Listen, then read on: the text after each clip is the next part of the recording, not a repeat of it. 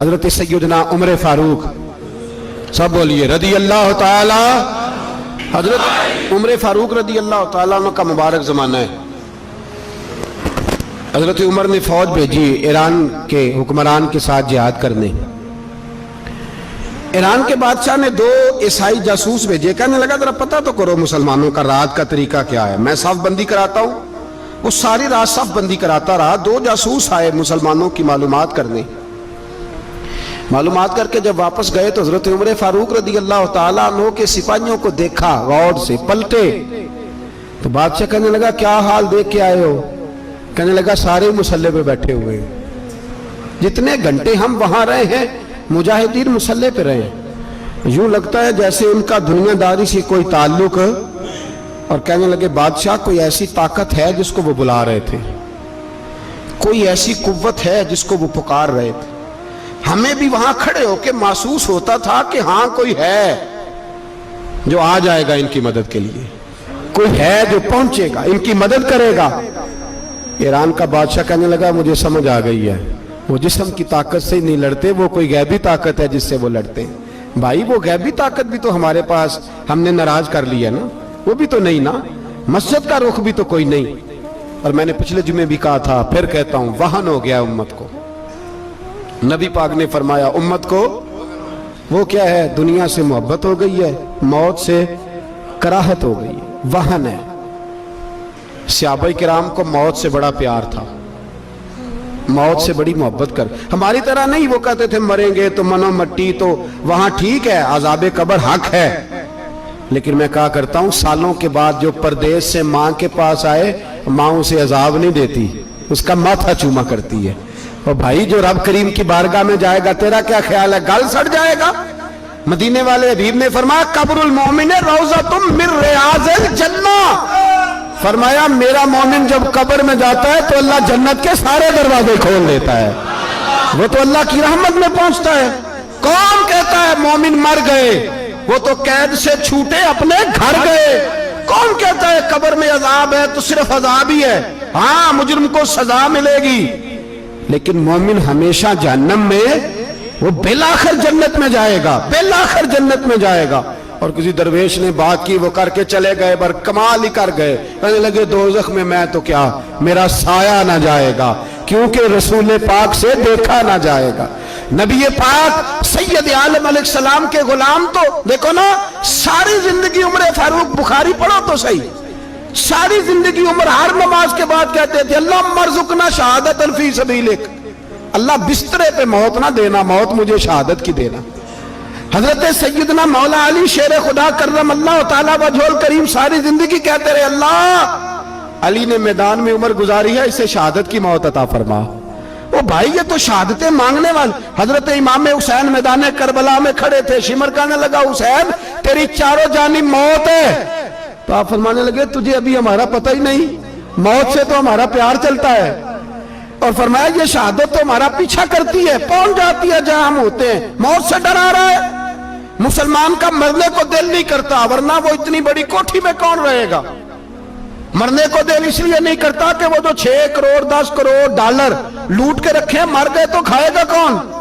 وہ فقیر فاقہ مست تھے، ان کا گھر ہی کوئی نہیں تھا، ان کے بینک بیلنس ہی کوئی نہیں تھے، وہ کہتے تھے گھر ہمارا ہے وہ جو ہمارے رب نے تیار کیا ہوا ہے، ہمارا بینک بیلنس ہے وہ جو ہمیں جنت میں جا کے ملے گا، ان کا تو یہ کھاتا ہی کوئی نہیں تھا، اس لیے وہ شہادت کی۔ حضرت عمر بن جموع رضی اللہ تعالیٰ عنہ میدان احد میں 4 بیٹے لے کے آئے، کتنے بیٹے؟ بول کے بتائے، 4 بیٹے لے کے عمر بن جموع آئے، اور خود ایک ٹانگ سے لنگڑے سے آبی ہیں، ٹانگ چھوٹی ہے، حضور کے سامنے کھڑے ہوئے کہا محبوبہ میرے 4 ہی تھے، میں 4 لے آیا ہوں، قبول کر لیں۔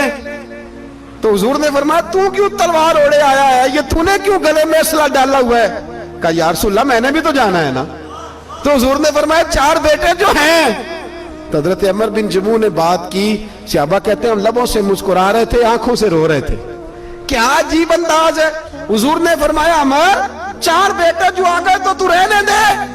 تو حضرت عمر رو پڑے، کہنے لگے محبوبہ کیا لنگڑے جنت میں نہیں جائیں گے؟ کیا حضور میں لنگڑا ہوں تو میرے لیے جنت کوئی نہیں؟ میرے حبیب پاک سید عالم صلی اللہ علیہ وسلم نے فرمایا عمر تو ضرور جنت میں جائے گا. کہا محبوبہ پھر بچے بعد میں جائیں گے, میں پہلے میدان میں جاؤں گا. ایک بی بی 4 بیٹے لے کے آئی احد میں. کہا محبوبہ کل کمائی تھی میں لے آئی ہوں, میرے پاس کوئی اور شے ہوتی تو میں بچا کے نہ رکھتی. بیٹے دے کے نا حاضری لگوا کے تو واپس دروازے پہ لے گئی. تو حضرت سیدنا عبداللہ ابن عمر فرماتے ہیں بی بی بول رہی تھی تو میرا جذبہ جہاد بڑھ رہا تھا. اپنے بیٹوں کو کہنے لگی میں تمہیں حضور کے پاس چھوڑ کے جا رہی ہوں, جب تم میدان میں گرو گے تو میں تمہیں دیکھنے آؤں گی, دیکھنا تمہاری پشت پہ کوئی زخم نظر نہ آئے.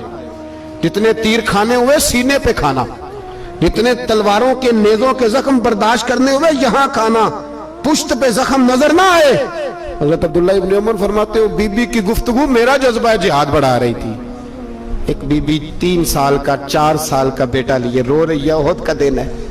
سہیلیاں پوچھتی ہیں تو کیوں روتی ہے؟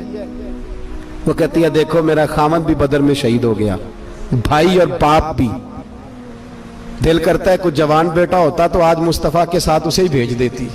کوئی جوان میرے پاس ہے ہی 3 سال کا تو کیا کروں, 3-4 سال کا بچہ کیا کرے گا؟ پتہ نہیں کیا دلیل آئی, اچانک اٹھی, بیٹے کو سینے سے لگایا, کپڑا ڈالا, مسجد نبوی پہنچ گئی. حضرت بلال کہتے ہیں مجھے ملی, کہنے لگی بلال مجھے پتہ ہے حضور تیاری کرا رہے ہیں جنگ کی, پر 2 منٹ اگر میری ملاقات ہو جائے. بلال حبشی کہنے لگے حضور ہم ایک بی بی ضد کر رہی ہے. حضور باہر آئے, کہنے لگی حضور میں فلاں کی بیٹی, فلاں کی بہن, فلاں کی بیوہ ہوں, میں نے بدر میں 3 شہید دیے ہیں, اب میرے پاس یہ 3 سال کا لال ہی بچا ہے, بڑا فخر ہے میرا. لوگ مجھے شہید کی بیوہ, شہید کی بیٹی, شہید کی بہن کرتے, دل کرتا ہے شہید کی اماں بھی کہیں جاؤں تو میرا بیٹا لے لیں.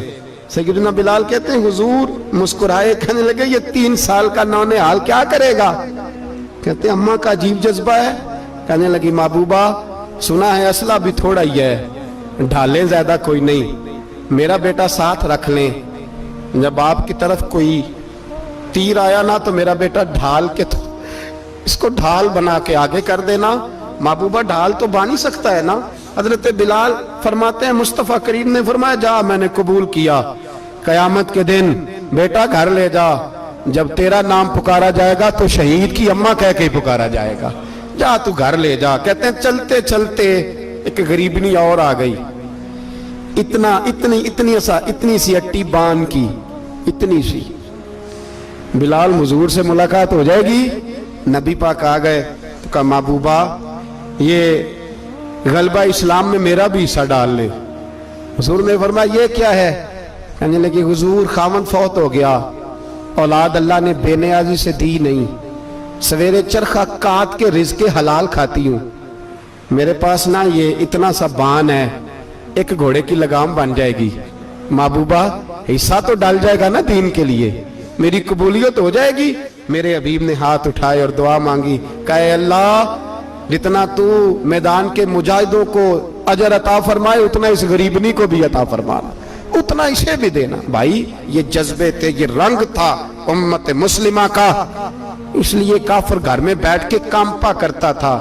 اب اسے پتا ہے یہ اسی والی کار سے نہیں نکل سکتے, اسے پتا ہے کہ ہم نے انہیں بوتل پہ لگا دیا ہے, اب یہ پیپسی مرینڈا اور یہ پی کے کھانے کے ساتھ تو یہ مست رہتے ہیں, اب یہ نہیں نکل سکتے گھر سے, ہم نے انہیں ان چیزوں پہ لگایا ہے جو ان کے وجود کو کھوکھلا کر رہی, اب کیسے میدان میں نکلیں گے؟ وہ اس لیے نہیں ڈرتا کہ وہ تیری آسائشوں, تیری زندگی میں آنے والی سہولتوں سے آشنا ہے. موت بستر پہ بھی آ جاتی ہے, لیکن جس کو میدان میں آتی ہے وہ ساری زندگی زندہ رہتا ہے, وہ ساری زندگی زندہ رہتا ہے. بھائی مرنا تو ہے, لیکن اگر زندگی دین کے کام آئے گی تو امر ہو جاؤ گے, بچ جاؤ گے.